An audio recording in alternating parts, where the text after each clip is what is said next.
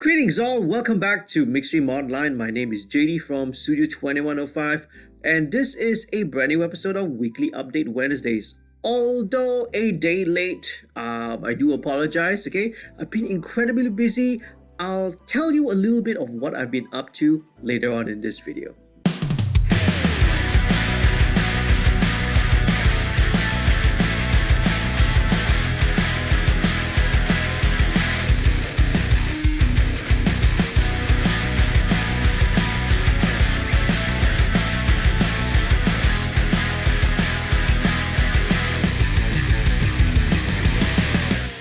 If you're new to this channel, a warm welcome to you, a big shout out and thank you to all the patrons who help to support the channel financially.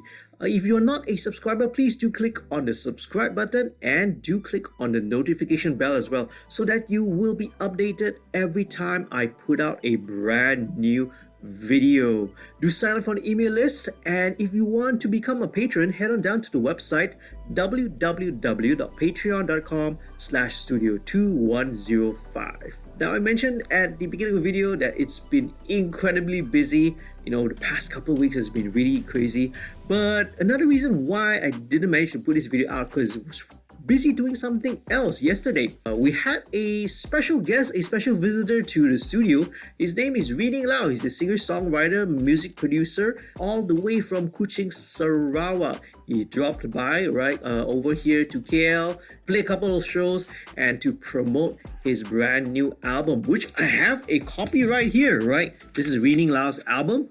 The title, Was It Enough? We shot a couple of videos, hopefully get a little bit of free time to edit everything together and put it out. And once it's out, well, you'll know. Follow him on his social media and everything. I'm going to leave it down. With that out of the way, let's get on down to this week's featured question. I record drums with 4 mics, a kick, snare, and a pair of overheads. I noticed that the kick drum sounded softer when I mixed in the overheads. Is this better or worse? The reason for the drop in level is due to phase cancellation between the microphones. Now, anytime you try to capture a sound source with multiple mics, especially one that is as big as the size of a drum kit, there will always be some degree of phase cancellation happening. Now, it's a complicated problem and there's never a perfect way of recording drums. It's always a matter of finding a compromise and committing to it and going with it. Okay, now if you want to find out more specifically about techniques of how I record drums, I suggest that you do check out this video. It is a part of the direct access music production workshop playlist. It's over there. You just click on it and it will take you to that video. With digital audio, and recording, it's brought along, quite a bunch of possibilities nowadays. With a DAW's editing function, what you can do is you can time align the closed mics to match that of the overheads. Now, one thing, remember that if you are editing drums, you have to treat the whole instrument as a whole. Now, unless you are working with MIDI notes, for example, you cannot just take the kick drum track and you move it, you try to time align just the kick drum track with overheads. Because what happens is that when you move that kick drum track, it's going to cause the alignment of that track with the snare mic to go out of whack. Now the bleed from both of the closed mics are now out of alignment, and it's going to cause other timing and phase issues as well. So what you got to do in your situation is you got to remember to select the kick and the snare track, group it, edit, and then move and align it together as a group. This also applies if you are using more than just a kick and a snare. For example, maybe you have a kick out, snare bottom, hi-hat, you have your tom mics, you have your ride microphones, maybe you have a mono room mic. Well, the more mics you add, the greater degree, the complexity of all these timing and phase cancellation issues that you have to contend with. It's part and parcel of recording, and again, using multiple mics on a sound source. Okay, back to it. Let's say if you move the kick drum, and you move all the associated tracks, you time align the kick. so that okay, now there's no longer phase cancellation with the kick drum, and the kick drum sounds full.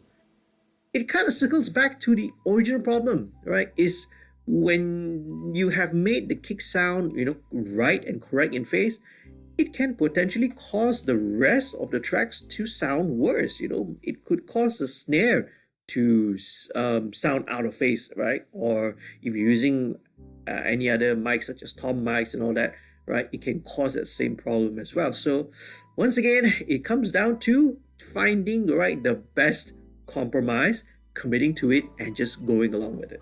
Now, the simplest and often the most effective solution is to just apply a high-pass filter on the overhead tracks. Now, phase cancellation is most audible across the lower frequencies. I do that and see if it gives you the desired result.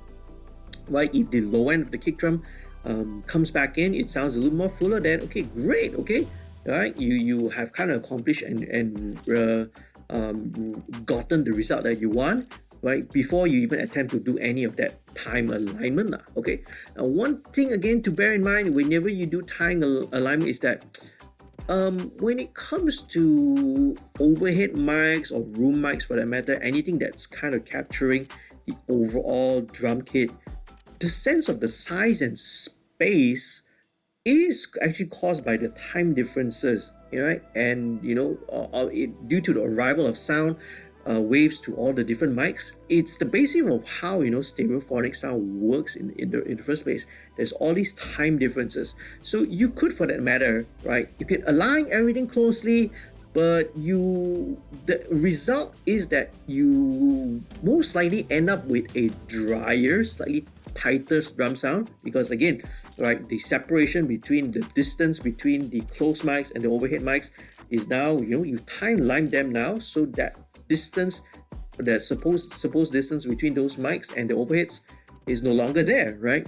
So once again, whether this is good or bad, it really depends on the context of your song. Is it better or worse? It's something that you have to decide. You have to listen to the context of how it works and how it sits in the overall mix. Now, the best results, in my opinion, really comes from the start, right from the beginning, during the recording stage. Now, if something doesn't sound right, to your ears, adjust the mic positions, right, until you obtain the best sound possible. Check the polarity switches, make sure that you are getting things in phase as much as possible.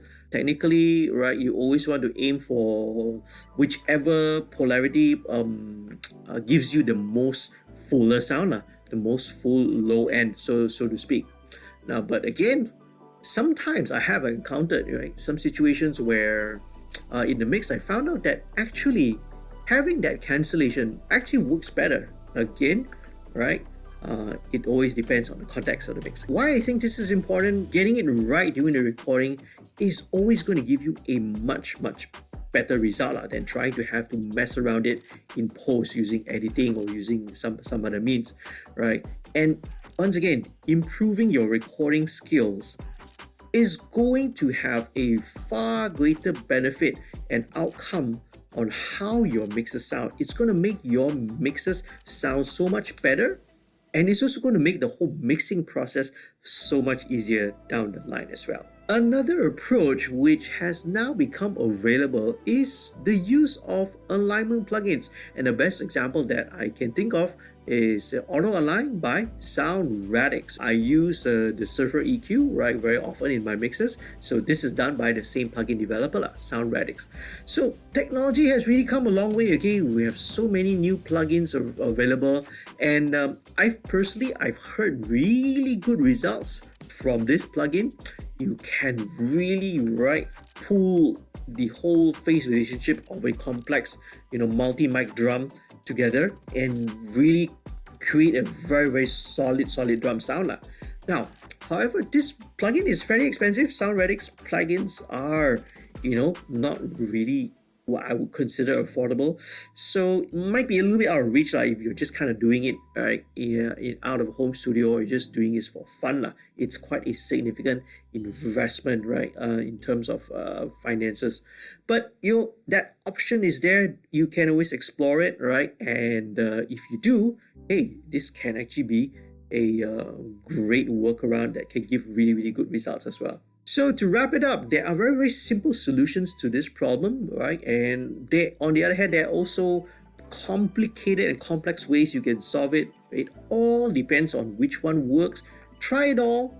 Try and see which one you like, see which one gives the best results for the song that you're working on, because again, it always depends on that specific recording, that specific project, that specific song or mix that you are working on. Okay, try it out, let me know, right, what your results are. So that's all for this week's video. Thank you so much for watching. Again, sorry, this one is a day late. But if you have found this useful and informative, please do leave a like. Please do share this with your friends. And if you haven't become a subscriber yet, please do subscribe down below. Click on the notification bell as well, okay? Do consider becoming a patron. Once again, www.patreon.com/studio2105. And I hope to see you again in another video real soon. Stay safe, stay happy, stay healthy. Happy recording and mixing. Peace, love, and music.